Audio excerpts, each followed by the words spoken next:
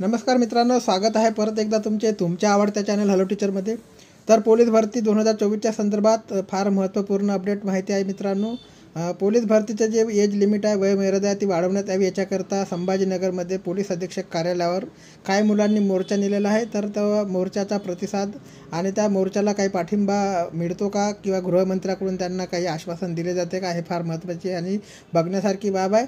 तर मित्रांनो, पोलीस भरती विद्यार्थी मोर्चा 2024 असं तुम्हाला हेडिंग दिसत असेल आणि आता जे फॉर्म भरण्याची डेट आहे ती 31 तारीख होती, आता तिला वाढवण्यात आलेली आहे। त्याचप्रमाणे जी एज लिमिट आहे ती सुद्धा वाढवण्यात येईल का, हा फार मोठा प्रश्न इथे आपल्याला बघायचा आहे। सोबतच मी तुम्हाला भरपूर अशी इम्पॉर्टंट माहिती या व्हिडिओच्या माध्यमातून देणार आहे, त्यामुळे व्हिडिओला स्किप न करता शेवटपर्यंत नक्की बघा। आणि जे पेपर सिरीज आपण चॅनलच्या माध्यमातून सुरू केल्या, त्या पेपर सिरीजचा फ्री ऑफ कॉस्ट तुम्ही लाभ घेऊ शकता, ठीक आहे। टेलिग्राम चॅनलवर तुम्ही जॉईन करू शकता। टेलिग्रामवर जे मागील वर्षाचे पेपर आहे आतापर्यंत घेतलेले आणि डेमो पेपर जे आहे ते टाकले जातात आणि ते सर्व जी सर्व्हिस आहे तुम्हाला फ्री ऑफ कॉस्ट चॅनलच्या माध्यमातून प्रोव्हाइड केली जात आहे। तर मित्रांनो, पोलीस भरती विद्यार्थी मोर्चा 2024 ह्याच्या अंतर्गत तुम्हाला बघता येईल की राज्य शासनाने पोलीस भरती संदर्भात मार्च 2023च्या वयवाढी संदर्भात काढलेल्या GRची वैधता मार्च 2024पर्यंत वाढवण्यात यावी। तसेच SEBC जात प्रमाणपत्र शासन दरबारी मिळण्यास अडचणी येत असल्याने महाराष्ट्र शासनाने जारी केलेला पोलीस भरती प्रक्रिया MPSC परीक्षेप्रमाणे पुढे ढकलण्यात यावा याच्याकरता असं एक मागणी पत्रक त्यांनी मागितलं। आता हे SEBC जे जात प्रमाणपत्र आहे मित्रांनो, मराठा आरक्षण जे 10% लागू झालेलं आहे, त्या मराठा आरक्षणाच्या करता लाभ घेण्याकरता मराठा विद्यार्थ्यांना जे आहे SEBC जात प्रमाणपत्र काढण्याकरता काही टाईम मिळावा याच्याकरता आणि त्याच्यातच जे वय मुलांचे चालले गेले ते वय वाढवण्याकरता जो मोर्चा आहे तो काढण्यात आलेला आहे, ठीक आहे। तर या मागणीसाठी मोर्चा काढून या मागण्याने अनेक निवेदन छत्रपती संभाजीनगर येथे स्टुडंट विद्यार्थ्यांनी पोलीस अधीक्षक कार्यालयात सादर केले आहे, ठीक आहे। मागण्या काय आहे मित्रांनो, तर SEBC प्रमाणपत्र काढण्याकरता पुरेसा वेळ हवा आणि वयोमर्यादा जी आहे ती वाढवण्यात यावी, ठीक आहे। आता मराठा समाजातील काही मुलांनी वयोमर्यादा ओलांडलेली आहे, तरी काही मुलांना कागदपत्रे काढण्यास तांत्रिक अडचणी येत असल्याने विलंब होत आहे, ठीक आहे।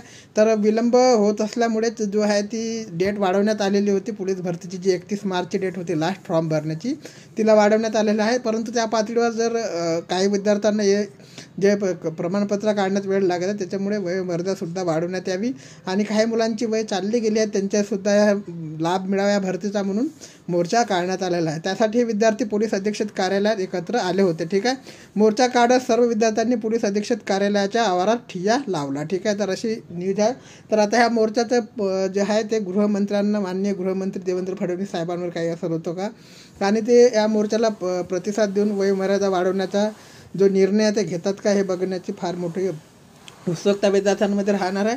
आणि साहजिकच आहे मित्रांनो, पोलीस भरती हे दरवर्षी निघत नसते, काही वेळाच्या अंतराने निघत असते, त्यामुळे भरपूर लोकांचे जे स्वप्न आहे, ज्यांचे वय गेले आहे त्यांचं स्वप्नच राहते, त्याच्यामुळे वयोमर्यादा वाढवली जाईल की नाही हा फार मोठा प्रश्न बघण्यासारखा आहे। आता ठीक आहे, याच्यातच फार महत्त्वाची माहिती आता आपण बघणार आहोत पुढचा टप्पा तुम्ही बघा।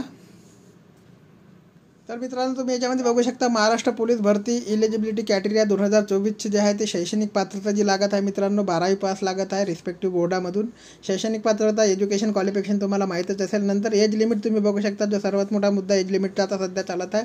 पोलीस कॉन्स्टेबल करता जी एज लिमिट लागत आहे ती जनरल कॅटेगरी करता 18 ते 28 वर्षाची लागत आहे आणि रिझर्व कॅटेगरी करता हे एज लिमिट 18 ते 33 वर्षाची लागत आहे, ठीक आहे। पोलीस कॉन्स्टेबल पोस्ट करता आणि पोलीस कॉन्स्टेबल ड्रायव्हर पदाकरता ही जी एज लिमिट आहे मिनिमम जी आहे ती 19 वर्ष आणि मॅक्झिमम जी लागत आहे ते 28 वर्षाची लागत आहे। रिझर्व कॅटेगरी करता 19 वर्षाची मिनिमम आणि 33 वर्षाची मॅक्झिमम, ठीक आहे। तर कॅटेगरीनुसार आपण विचार केला मित्रांनो याच्यामध्ये, तर खुल्या प्रवर्गाकरता जे लागत आहे ते 18 वर्ष मिनिमम आणि मॅक्झिमम 28 वर्ष, ठीक आहे। तर अशी एज लिमिट ओपन करता आहे। नंतर मागास प्रवर्ग जर बघितला तर 18 वर्षाची लागत आहे मिनिमम लागत आहे आणि 33 वर्ष मॅक्झिमम लागत आहे मागास प्रवर्गाकरता।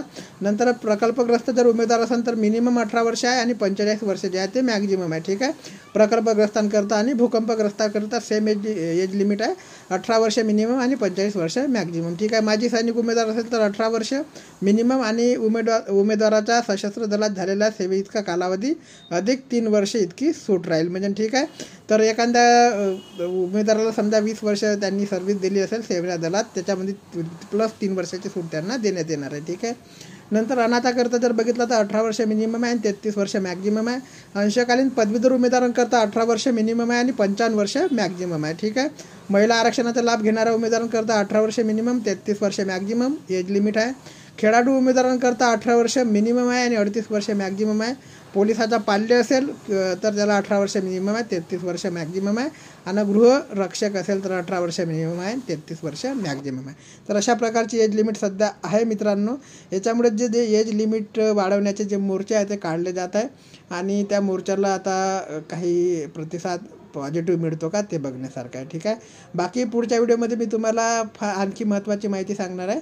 म्हणजे भरपूर उमेदवार जे परीक्षा देत असेल त्यांना माहीतच असेल, जे देत नसेल त्यांच्याकरता, म्हणजे जे देत नसेल आणि नवीन असेल त्यांच्याकरता फार महत्त्वाची माहिती पुढच्या व्हिडिओमध्ये सांगणार आहे. ठीक आहे. तोपर्यंत व्हिडिओला लाईक, शेअर आणि सबस्क्राईब करायला विसरू नका. जय हिंद, जय महाराष्ट्र.